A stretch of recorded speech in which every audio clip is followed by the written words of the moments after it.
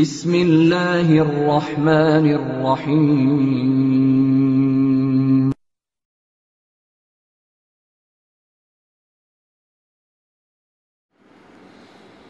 আসসালামু আলাইকুম রহমতুল্লাহ বারাকাতুহু। আর এক ভাই জানতে চেয়েছেন যে আমাদের পিতা কয়জন, মানে আমরা মুসলিম হিসাবে আমাদের পিতা কতজন। এরপর উনি বলেছেন 4 জন পিতা, তার জানা আমাদের 4 জন পিতা রয়েছে। তো ভাই 4 জন পিতার নাম উল্লেখ করলে মনে হয় ভালো হতো। কে কে 4 জন গুনেছেন আপনি? তবে আমার জানা মতে যে যাদেরকে পিতা আমরা বলে থাকি তারা হলেন আদম আলাইহিস সালাম। ইনি গোটা মানব জাতির পিতা, আদম আলাইহিস সালাম। এ মর্মে অনেক দলিল রয়েছে যে উনি মানব জাতির পিতা। তাকে বলা হয় আবুল বাশার, তার নাম হলো আবুল বাশার, মানে মানবের পিতা।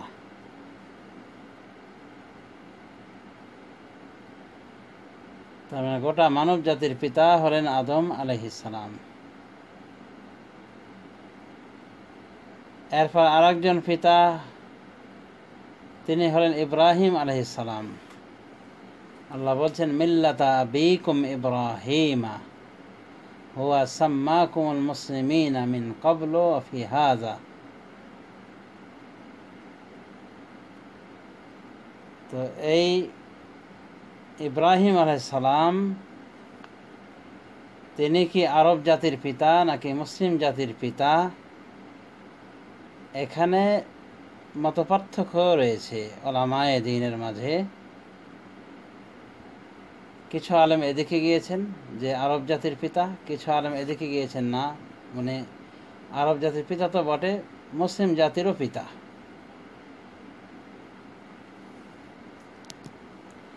অতএব বলা যেতে পারে বিষয়টা ইখতিলাফি বিষয়, এজন্য এ জাতীয় বিষয়ে বাড়াবাড়ি করা অনুচিত।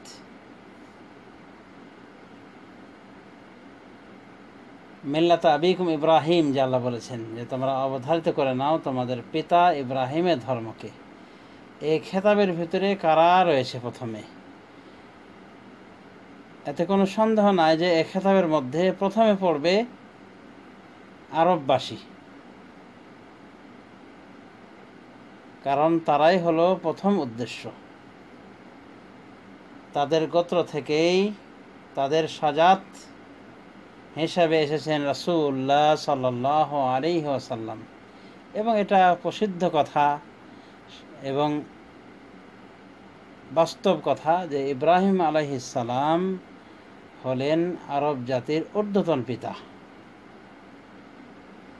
কারণ বর্তমান আরব এরা বলা যেতে পারে ইসমাইল আলাইহিস সালামের বংশ, আর ইসমাইল আলাইহিস সালাম ইব্রাহিম আলাইহিস সালামের সন্তান।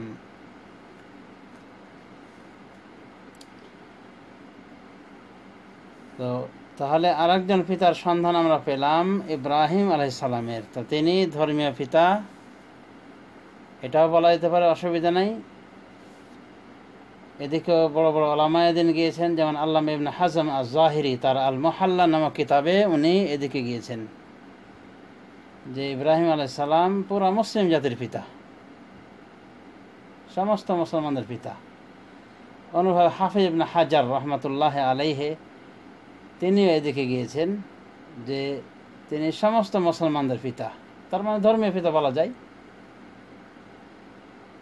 বুখারী শরীফে একখানা স্বপ্নের ব্যাখ্যা, যে স্বপ্নটি রাসূলুল্লাহ সাল্লাল্লাহু আলাইহি ওয়াসাল্লামকে দেখানো হয়েছিল এবং স্বপ্নিক তাকে মেরাজ করানো হয়েছিল, অর্থাৎ জাহান্নাম প্রদর্শন করানো হয়েছিল, আরও বিভিন্ন অলৌকিক বিষয় দেখানো হয়েছিল, জেনাকার নর-নারীদের শাস্তি দেখানো হয়েছিল। তারপরে ইব্রাহিম আলাইহিস সালামকে দেখানো হয়েছিল যে একটি প্রকাণ্ড বৃক্ষের তলায় রয়েছেন এবং তার পাশে রয়েছে বাচ্চারা যারা যৌবন প্রাপ্তির পূর্বে মারা গিয়েছে। তো এই যে বুখারী হাদিস, এই হাদিসের ব্যাখ্যা করতে গিয়ে হাফিজ ইবনে হাজার রহমাতুল্লাহ আলাইহি বলেন, হাদিসে বলা হয়েছে ওয়াশাইখ ফি আসলি শাজারাহ ইব্রাহিম, গাছের নিকটে, গাছের জড়ের নিকটে যে ইব্রাহিম একজন বৃদ্ধ বয়োবৃদ্ধ ব্যক্তি বসেছিলেন, তিনি হলেন ইব্রাহিম। হাদিসের অংশটুকু ব্যাখ্যা করতে গিয়ে হাফিজ ইবনে হাজার বলছেন ওয়াইন্নামা ইখতাসা ইব্রাহিম লিআন্নাহু আবুল মুসলিমিন, আর ইব্রাহিমকে বিশেষভাবে খাস করা হয়েছে এখানে বাচ্চাদের লালন পালনের জন্য, লিআন্নাহু আবুল মুসলিমিনা, কারণ তিনি মুসলমানদের পিতা। কি বলেছেন? মুসলমানদের পিতা। এরপরে হাফিজ ইবনে হাজার দলিল হিসেবে পেশ করছেন ক্বালা তাআলা, মহান আল্লাহ বলেন মিল্লাতা আবিকুম ইব্রাহিমা, ওয়া ক্বালা তাআলা ইন্না আওলান নাস বিইব্রাহিমা লাল্লাযীনা ইত্তাবাউহু আল আয়াহ।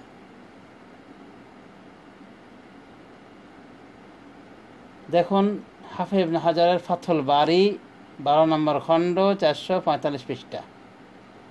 তাহলে ইব্রাহিম আলাইহিস সালাম যে মুসলিম জাতির পিতা, এটারও একটা যথার্থতা আমরা জানতে পারলাম।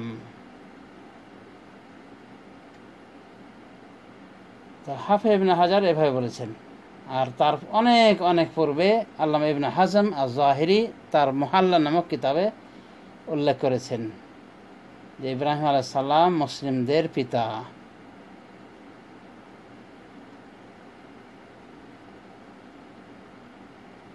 আর একজন প্রখ্যাত ইমাম আল্লামা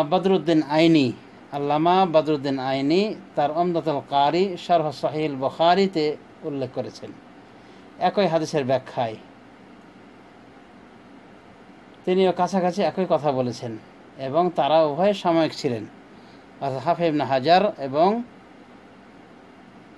আল্লামা বদরুদ্দিন আইনি, তারা সমসাময়িক ছিলেন, অর্থাৎ একই যুগে বসবাস করেছেন। এমনকি তারা বুখারীর ভাষ্য লিখতে গিয়েও সমসাময়িক ছিলেন। তো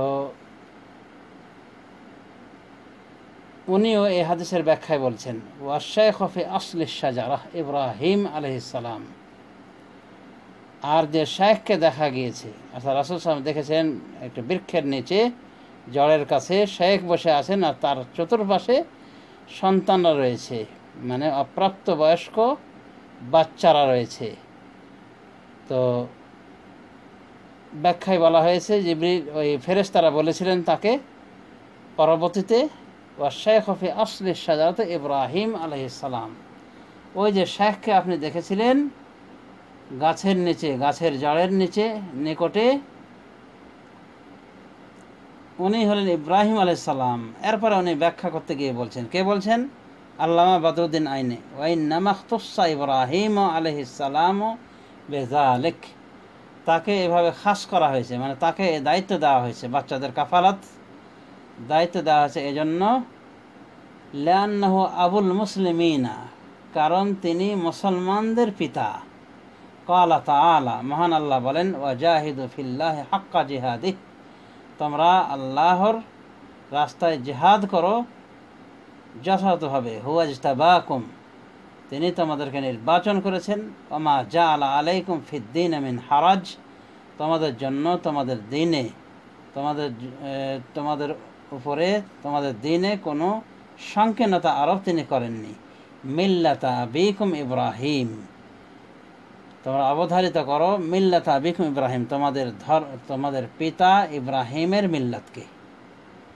হুয়া সাম্মাকুমুল মুসলিমিন, তিনি তোমাদের নাম রেখেছেন মুসলিমিন, মিন ক্বাবলু, ইতিপূর্বে, ও ফি হাযা, এবং এইখানে, অর্থাৎ এই কিতাবে।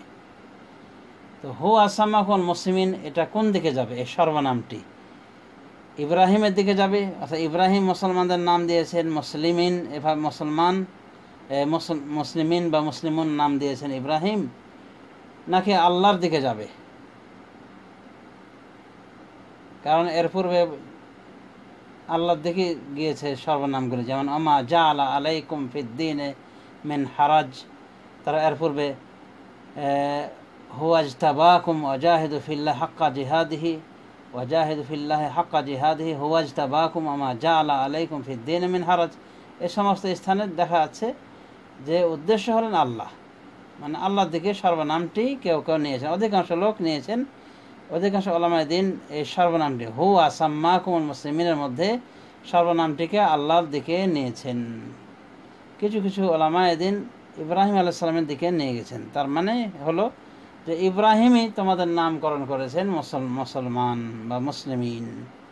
যা ইখতিলাফ রয়েছে। আল্লামা সালেহ ফাওজানের আমি ভয়েস রেকর্ড শুনলাম, উনি হু আসামাকুল মুসলিমিন বলতে উনি ইব্রাহিমের দিকে নিয়ে গেছেন হুয়া জমির সর্বনামটিকে, অর্থাৎ তিনি বলতে চেয়েছেন যে এটা ইব্রাহিম নামকরণ করেছেন, মুসলমানদের নাম মুসলিমিন যে করা হয়েছে এটা ইব্রাহিম করেছেন, ইব্রাহিম আলাইহিস সালাম করেছেন। তো যাই হোক ইখতিলাফ রয়েছে, তবে প্রাধান্যযোগ্য কথা যে আল্লাহ মুসলমান রেখেছেন, মুসলিমিন নাম রেখেছেন বা মুসলিমুন নাম রেখেছেন আল্লাহ রাব্বুল আমিন, এবং এ নামটি সর্বকালের সর্বনবী সকল প্রকার নবী পরিগ্রহণ করেছেন।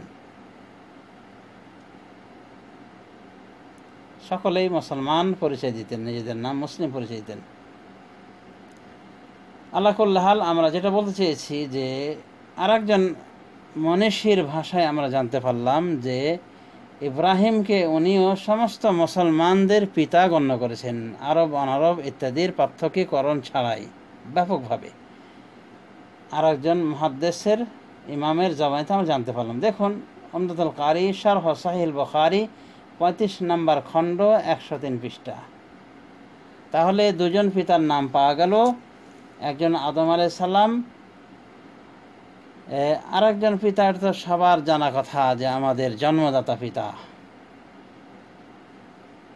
আরেকজন পিতা যাকে পিতা বলা যেতে পারে, ধর্মীয়ভাবে কোনো বাধা নেই, সেটা হলো নিজের চাচাকেও পিতা বলা যেতে পারে, আল আম্মু ওয়ালিদ। হাদিসে বলা হয়েছে, সহিহ হাদিসে, যে চাচা এক প্রকার পিতা।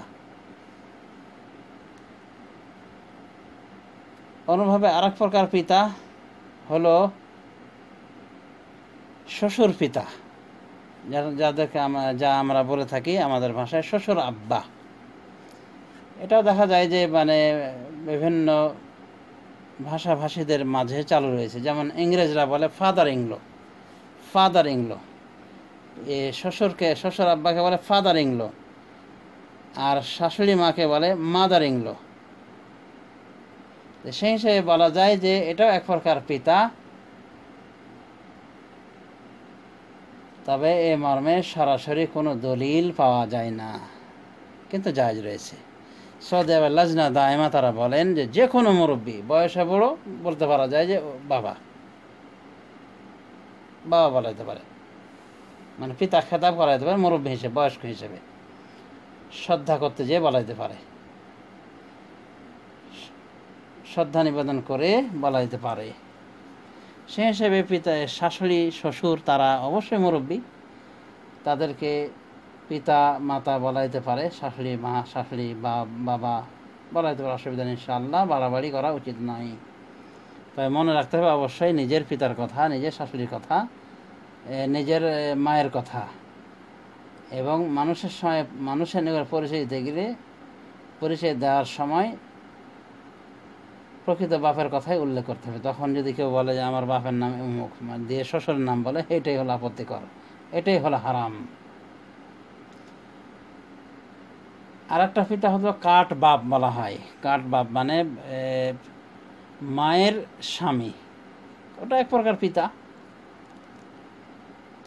আমাদের ভাষায় বলে কাঠ বাপ, মানে রস কস কিছু নাই, দয়া দরদ নাই, কিন্তু এমনি বাপ মায়ের স্বামী হিসাবে।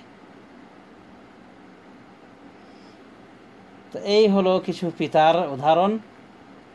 আর বেদাতপন্থী কবর পূজারী, মাজার পূজারী, পীর পূজারীদের পিতা তো জানতে পারেন যে ভণ্ড পীর বা ভালো পীর, তাদের মানে আকিদে বিশ্বাসে যদি আমরা পীর মুরিদি তরিকাটাকে ভণ্ডামি তরিকা মনে করি, তো তারা তো বাবা বাবা বলে শেষ হয়ে যাচ্ছে, খাজা বাবা, অমুক বাবা, তমুক বাবা। তো যাই হোক, ভণ্ডদের কথা বাদ দিলাম। তো ধর্মীয় দৃষ্টিকোণ থেকে স্বীকৃত পিতাগুলি আমরা বলতে পারি যে আদম আলাইহিস সালাম, ইব্রাহিম আলাইহিস সালাম নিজেদের পিতা তো রয়েছেন, চাচাকেও পিতা বলা যেতে পারে, নিজের পিতার পরিচয় বাকি রেখে, এবং শ্বশুর শাশুড়িকে পিতা বলাতে আপত্তির কিছু না, ইনশাল্লাহ বলা যেতে পারে। তবে স্পষ্ট কোনো দলিল পাওয়া যায় না তাদেরকে পিতা বলার বিষয়ে, তবে দলিল প্রমাণ করে বলা যেতে পারে, অসুবিধা নেই। কারণ তারা মুরব্বী মানুষ, বয়োবৃদ্ধ, এবং বয়োবৃদ্ধ মানুষ বাচ্চাদেরকে ইয়া বনাই বলে সম্বোধন করেছেন। এমনকি আমাদের প্রিয় রাসূল সাল্লাল্লাহু আলাইহি ওয়াসাল্লাম তিনিও স্নেহ করে বাচ্চাদেরকে স্নেহের ছলে ইয়া বনাই বলেছেন, হে আমার স্নেহের সন্তান। তো যদি কোনো মুরব্বী কোনো সন্তানকে স্নেহ ছলে বলতে পারে স্নেহের সন্তান, তাহলে সে নিজেও বলতে পারে, তাকে শ্রদ্ধা দিতে গিয়ে পিতা খেতাব করে কিছু বলতে পারে। তবে এগুলো সীমিত পরিসরে, সবসময় যেন নয়।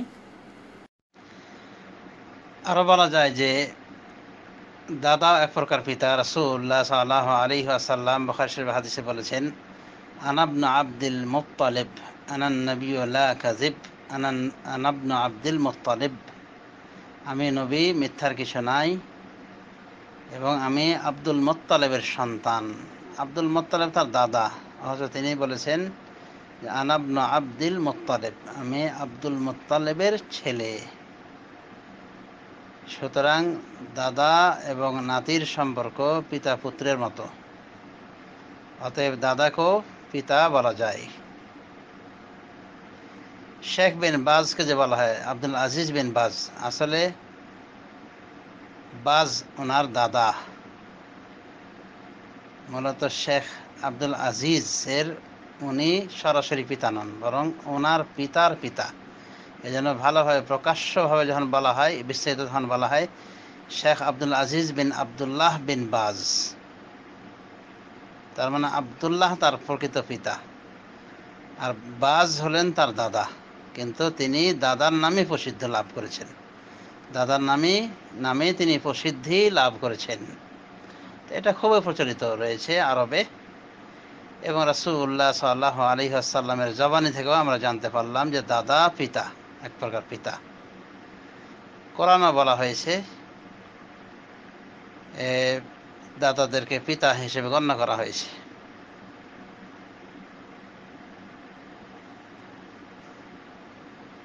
অনুরূপভাবে নানাও এক প্রকার পিতা, কারণ রাসূলুল্লাহ সাল্লাল্লাহু আলাইহি ওয়াসাল্লাম হাসানকে লক্ষ্য করে বলেছিলেন, যা বুখারী শরীফে হাদিসে রয়েছে, ইন্না ইবনি হাদা সাইয়্যিদুন, নিশ্চয় আমার এ সন্তান, এ হলো সরদার, নেতা।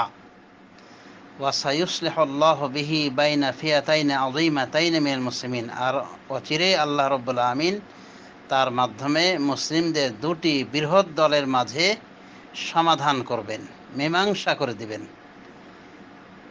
এভাবে বুখারী শরীফের হাদিসে রাসূলুল্লাহ সাল্লাল্লাহু আলাইহি ওয়াসাল্লাম হাসানকে লক্ষ্য করে বলেছিলেন, ইন্না ইবনি হাদা সাইয়্যিদুন, নিশ্চয় আমার এই সন্তান, আমার এই ছেলে নেতা। তাহলে বলা যায় নানা দাদা এরাও এক প্রকার পিতা, যেমন নানা দাদি, নানি দাদি এরা এক প্রকার মাতা। প্রসঙ্গক্রমে বলা যায় যে নিজের সন্তানকে আব্বু করে যে আদর করা হয়, আব্বু বা আব্বা, বা মেয়েকে আম্মু বা আম্মা বলে যে আদর করা হয়, এটা করা জায়েজ আছে কি নয়? আশা করি এটাতে তেমন আপত্তিকর কিছু নাই। ইতিহাস প্রসিদ্ধ কথা যে রাসূলুল্লাহ সাল্লাল্লাহু আলাইহি ওয়াসাল্লামের মেয়ে, স্নেহের মেয়ে ফাতেমা রাদিয়াল্লাহু তাআলা আনহাকে উম্মে মুহাম্মদ বলা হতো, অর্থাৎ ফাতেমার লকব উপাধি নাম ছিল উম্মে মুহাম্মদ, মুহাম্মদের মা, মুহাম্মদের মাতা। তাকে এজন্যই বলা হতো যে আল্লাহ নবী সাল্লাল্লাহু আলাইহি ওয়াসাল্লামের প্রিয়তমা বিবি খাদিজা রাদিয়াল্লাহু তাআলা আনহার পরে তিনি রাসূলুল্লাহ সাল্লাল্লাহু আলাইহি ওয়াসাল্লামের খেদমত করতেন, যেন তিনি তার মা, অর্থাৎ আল্লাহ নবীকে মাতৃস্নেহ দেওয়ার মতো করে তিনি স্নেহ দিয়েছিলেন, তাকে তিনি সম্মান যত্ন করতেন। অর্থাৎ ফাতেমা রাদিয়াল্লাহু আনহা রাসূলুল্লাহ সাল্লাল্লাহু আলাইহি ওয়াসাল্লাম তথা তার পিতাকে অধিক হারে যত্ন করতেন, মায়ের মতো যত্ন করতেন বলে তার নাম পড়েছিল উম্মে মুহাম্মদ।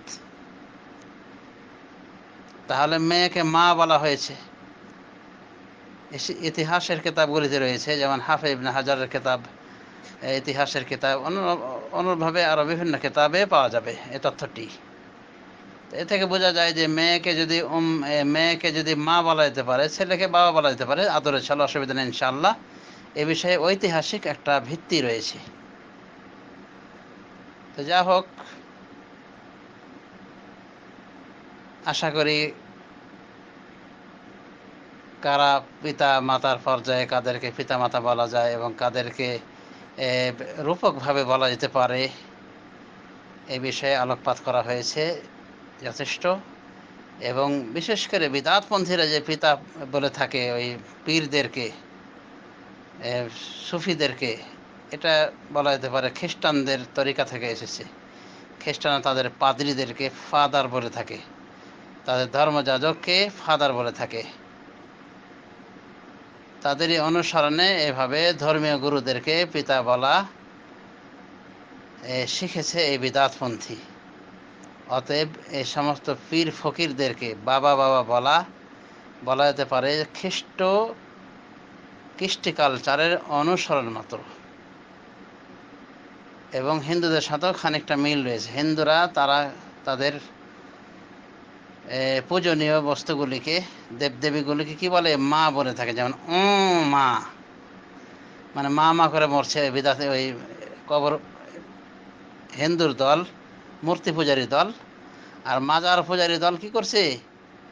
বাবা বাবা করে শেষ হয়ে গেল।